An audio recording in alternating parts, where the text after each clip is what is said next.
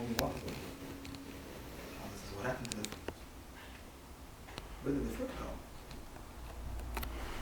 And he started thinking already, and he said, listen, who said I had 2 feet? Maybe you only have 1 foot. That's it. His father understood right away what happened, but he very wisely waited. After dinner, they went for a walk, and they came to the pond, and they see a duck standing on 1 foot. Looked like it was 1 foot. Yeshivas tells his father, he says, look, see? A duck with 1 foot. Father said, yeah. Clapped his hands, the duck put down both feet and ran away. You see, he has 2 feet. He tells his father, you should have clapped your hands by then. And I don't know if this one is true. There's another one I heard about him that when he was a little boy, he came home and he left. I'm not sure that this is true, but it's a cute story. Maybe it is. He said, as we came home and started making a ruckus, he started banging and singing and dancing and jumping, and Allah told him, calm down. He says, no, we learned in Cheder, we have to be more happy and extra and everything. So you see, mother couldn't calm him down. He says, you wait till your father comes home. His father walked in, right away he stopped. His father said, what happened? He says, Av, which means Chodesh Av, but could also mean as a father. We go less. We tone it down a little bit.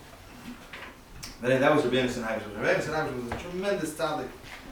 He was someone who was well versed in everything, all aspects, all parts of the Torah. And he writes like this.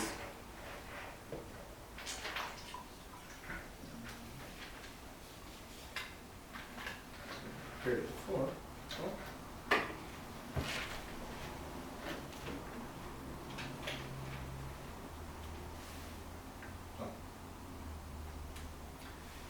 In the Sefer Yaris Vash, he writes like this: "Eidim vehevel sheyesh bo echet hayetzim pi ishu ishu kol yoyim, ubeyichud tzicha b'teos beis hakneses."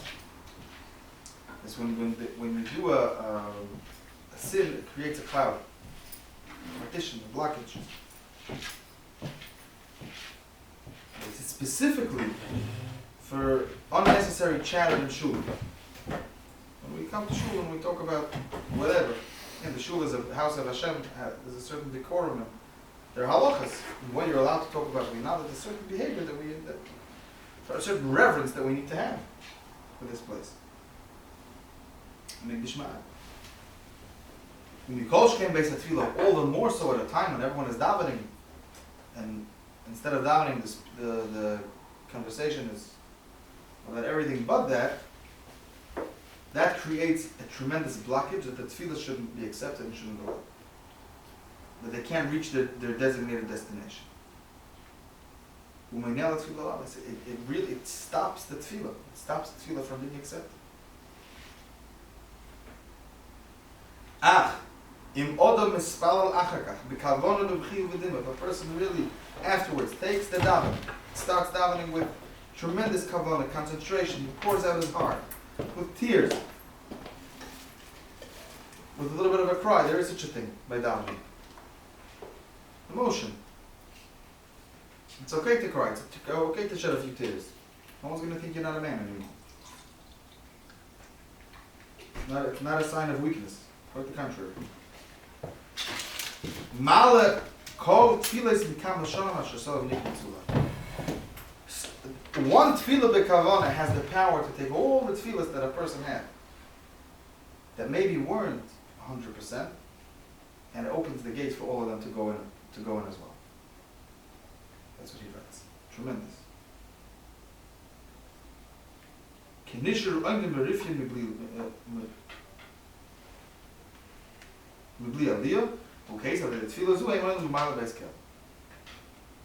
Because they were hanging. They weren't able to go further. This opened up the gate for all of them. Therefore, says Rabbi D.Y, a person needs to be very careful with his davening, with his prayer. This is all we have left in Golis. There's no avoidance in the base of English. There's no offerings. There's no base of English.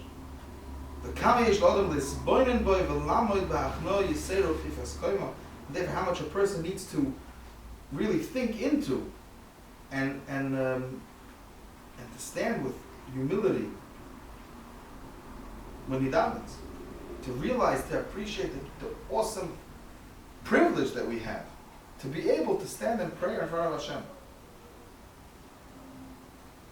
To say the words nicely, to say the words carefully, to say, not to rush, to mean the words, to mean what we're saying.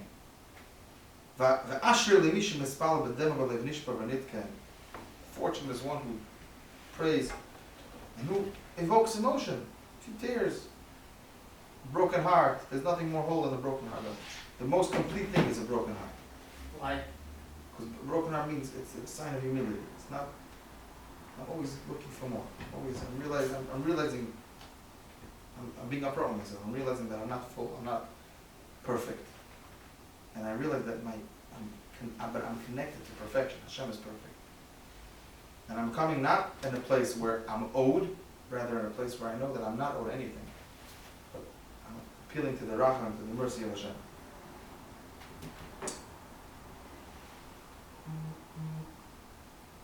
And such a tefillah kila yoshu reikim cannot return unanswered. And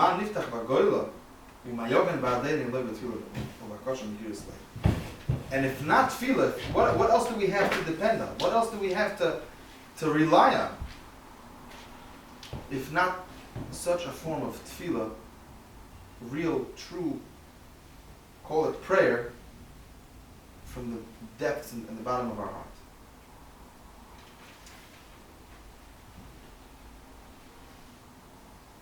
I just want to quote one more thing that we should have some sort of understanding. I don't know, a little bit of a picture of what it means when we have kavanah. Possible I mentioned it last week, I'm not sure. It's worth it to mention it again. What kavanah is, what it does to us, what it does to the davening.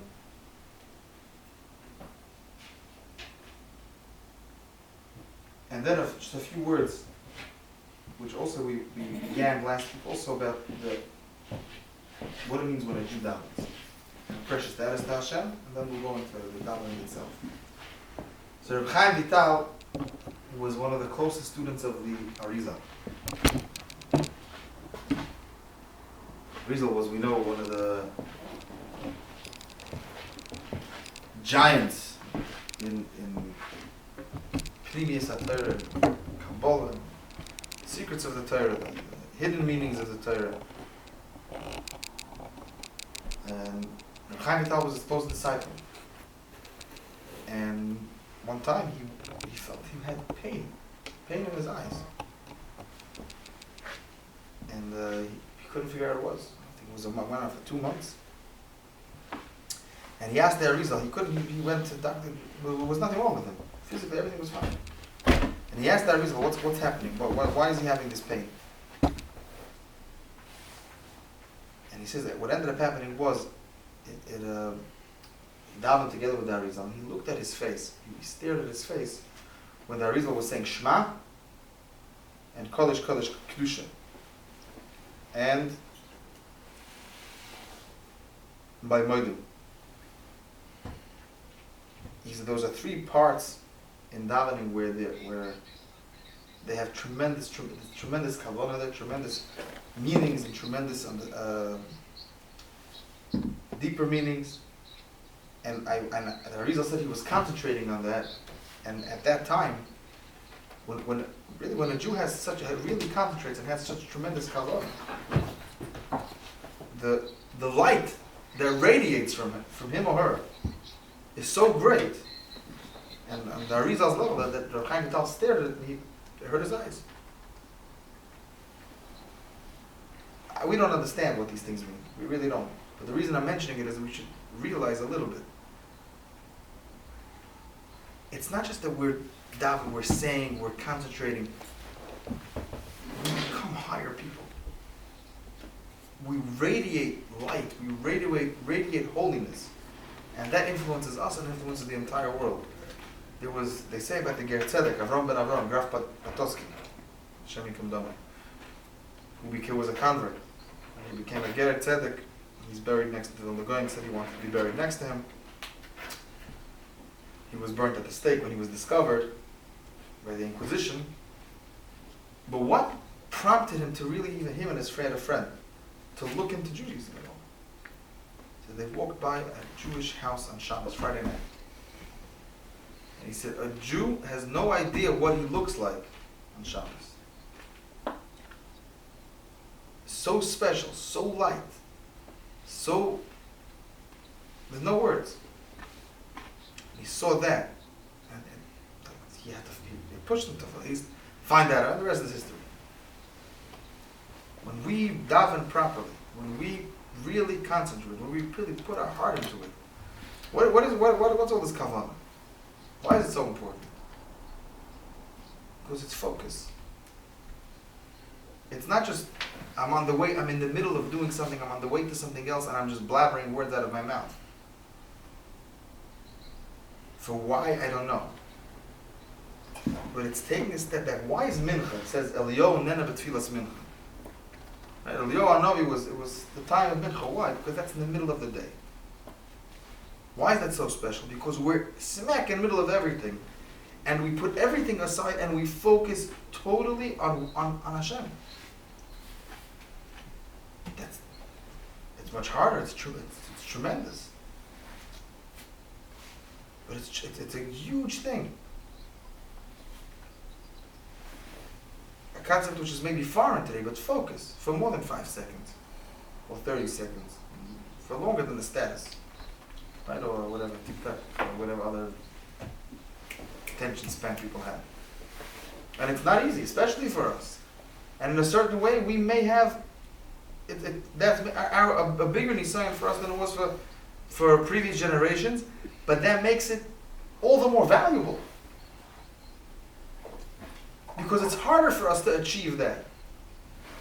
We have to work a lot harder on concentration and on focus. But that makes it more precious. Just to close with, before we go into the next part of davening, what it means when you daven. How precious it is to HaKadosh Baruch Hu. The Ger Rebbe, one of the previous ones, I don't remember which one exactly right now, had a son who later on became also the Ger Rebbe. Ger Rebbe is today one of the biggest Chassidists in Eretz Yisrael. In America we have as well. Come from Poland, a town called Gora Katalina, I think it's called. And he had a son, the future Ger Rebbe was a little boy in Europe, still in Poland, and he was getting a little bit restless by davening, and he decided his father wasn't looking. He left before Kedusha, Shabbos by Musaf, and Nusach Sfar we say Keser. Keser Yidnu L'cha, Hashem Elokeinu Allah, where we say Malachim and Klal Yisrael, together we crown Hashem. But it applies even Nusach Ashkenaz, we say Naritzcha v'Nagdishcha, Nekadesh Yimcha Ba'olam. When we daven to Hashem, this can be a lesson for not just Kedusha, but for everything. When we stand in front of Hashem davening. After davening, the little boy gets a message, your father wants to see you in his room. He thought his father didn't know that he left. Apparently his father did know. He calls him in, and he holds his hand up like this, as if he's holding a crown. He starts turning the crown and like taking him into a trance, as if he really felt he was looking at a beautiful crown with beautiful jewels, gorgeous. And he said, look how this jewel, this diamond, and this ruby, and this sapphire, look how it all comes together so nicely. And he's turning the crown and he's describing this beautiful, beautiful, gorgeous crown to his little boy. And he says, but look, there's one diamond missing. What do we do with that? Where did that diamond? What is that? Why is that diamond missing? Because when the Yid says he was trying to, as a b'derech mashal, it's a metaphor.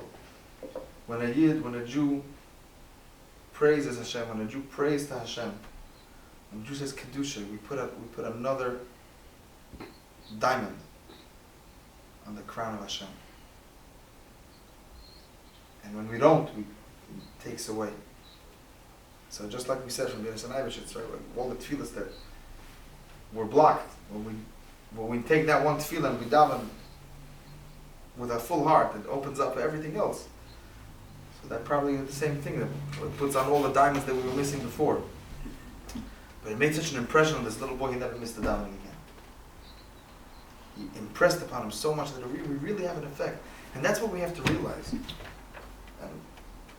We really have an effect. We have an effect on the world. We're important to Hashem. Hashem wants us. So we say by Kiddush, Kadosh Baruch Hu wants us. He wanted us. He loves us. And He holds what we do in such high esteem. How does it go? When the Malachim want to praise Hashem, he says, wait. First let me hear from my children, and then you can go. First we say Kodesh Kodesh, and then the Malachim can say Kiddush. That's how precious we are to Him. That's how dear we are. And as the Mesilas Yesharim writes, in the Ramchal writes in the introduction to Mesilas Yesharim, we have to realize whatever we do has an influence. Whether if it's good, it makes us a better person and the world around us a better place. And the same goes the opposite. We are the top of the world. We have to realize that. It's a responsibility. It's a privilege, but a tremendous responsibility. Let's go here. Reishis Chochma Yiras Hashem. Seichel Toiv L'chol Oiseyim. Tehilosoi Oimedes Lo'ad. So officially in this many Sidurim, this is brought down to be psukim for children. This way we train the children from a young age. Yir Shamayim, Yir Shamayim, Yir Shamayim, fear of heaven, awe of Hashem. But I say this every day, and I think we want to feel young, want to feel freshness. No, I'm not a kid anymore. No, everyone has that kid in himself. It's kedai to remind ourselves every single day. Reishis Chochma Yiras Hashem. Before we have any wisdom, anything, the foundation, the introduction has to be awe. Fear, but not in the sense that we're scared of someone who's going to come knock us out. Chas v'shalom. It's not what this is. Awe of the awesomeness of HaKadosh Baruch Hu. Yirah Shamayim, how great and awesome Hashem is. And in a positive way, that's fear. Not, again, in a positive way.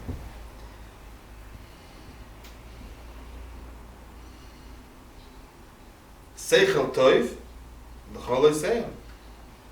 So for whoever is involved in this Chachma, through Yira, through this fear of heaven, through the fear of Hashem, this awe of Hashem, Tehilosoi Oimedes Lo'ad, that's how his wisdom is going to be by him forever. He won't forget, because when someone approaches you, right, he takes a Gemara, takes a Pasuk Chumash, but he doesn't have the foundation of whose Torah am I learning? Whose wisdom is this? This is not just some study. We don't study Torah, we learn Torah. We delve into Torah. We deal. It's our life. Why? It's a living thing. Why? Because this is the word of Hashem Himself. This is Dvar Hashem. So when we approach it that way, then it's Torah. Torah is nitzchis. It's not just. It's eternal. It's not just some sort of study, someplace. Torah Hashem is eternal. It never goes away. But in order for us to have it that way, we have to approach it the proper way. When we say Baruch Shem Kavod Malchusei Lo Yadam Void, we declare that the name of Hashem should always be blessed forever, and that His reign should never stop. Can you say it before Birkas HaTorah? It is. It's brought down before Birkas HaTorah. So you could say it before Birkas HaTorah? Yeah, it's a hakdama. It's an introduction to that. Because before you go to say Birkas HaTorah, which enables us to start learning Torah that day, this is the introduction. Another thing, and this is actually something that we say with children. We want the first words that come out of their mouth when they begin to talk. should be Torah Tziva Alon. We remind ourselves. So who is this Torah from? Torah Tziva Alon Moshe Rabbeinu gave us the Torah from Har Sinai. He got it from Hashem. Moreshes Kehilas Yaakov. This is something that is ours and it will never leave us. Now, here is an interesting word, Moreshes. There is Yerusha and Moreshes. Yerusha is an inheritance. Moreshes is also an inheritance, but there's a difference. Yerusha is when someone inherits an estate. He inherits something, he could do whatever, he could invest it, he can sell it, he can flip it, he can do whatever he wants. Moreshes, think in your head about like your great-grandmother's candlesticks. Or like a 100-year-old siddur that was used by big tzaddik, or used by somebody from 100 years ago. And has in it soaked with the Tefilas and tears and heart of that person. You're not going to sell that. My wife has a ring from her, that was given to her by her great-grandmother, I think, which was passed down, been in the family, I think, for a while. You're not giving that away for nothing. That's a Moreshes. The Torah was given to us, a Moreshes. It stays the way it is. It doesn't change with the times. Times go around it. We think we have to adapt it and change it and tweak it. No tweaking necessary. It's a finished product. It stays the way it is. We stay the way we are throughout the whole, wherever the world goes, whatever direction it takes, we stay the same. We have one direction. Again, this is the foundation with which we start our day. Listen, my son, the teachings of your father, and don't forget, and don't leave on the side the teachings of your mother, which is usually there's that we get from our father direction, and there are certain things that we have from our mothers, which we learn to be the minhagim. We refer to the minhagim as teres imecha, things that are not necessarily written, but things that are passed down, customs that many times hold us and keep us, and we remember them more than necessarily teachings necessarily. Right? And you go to people that survived the war, or they were in crazy situations and very difficult.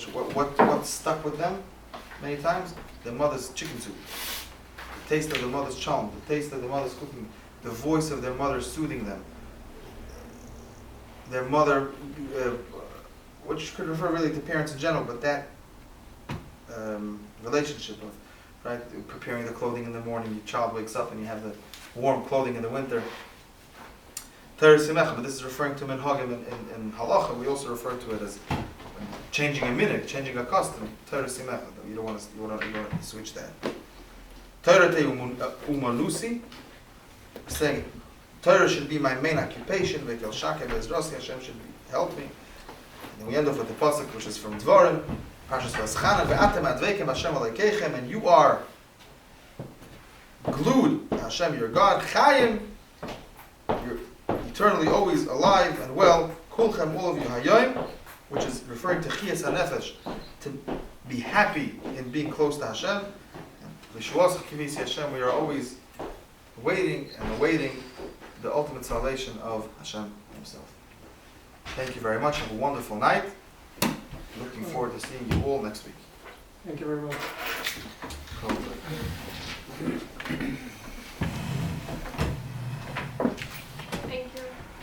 Thank you. We start at 8 o'clock? Yeah.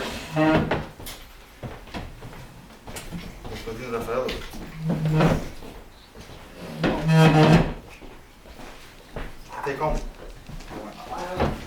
Huh? I have a lot to go home. I can take some for my wife? Sure, for sure. Что за вопрос? Конечно. Your wife has a good. You comment as if she was here also.